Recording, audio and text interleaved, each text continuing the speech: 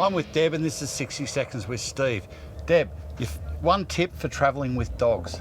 Well, we always make them comfortable. Happy dogs, happy life. so they've got their little beds here. They're always very, very cozy, except when we don't have the annex, of course, they have to sleep inside. So you love most about your caravan? I love the shower area. I think it's really roomy in the bathroom and shower, something I was surprised with such a small van.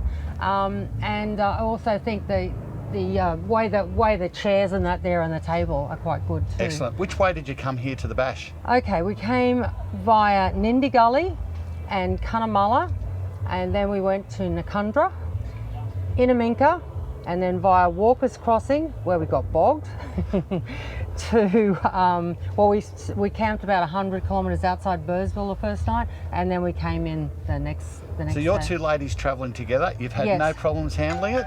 No, it's really been good. It was the bogging was driver error.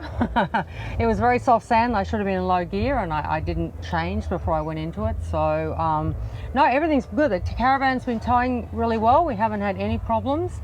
And that Walker's Crossing was a very sketchy road. So. No worries. All right, thank you. Time's up. Thank you very Great much. to meet you. Thank you.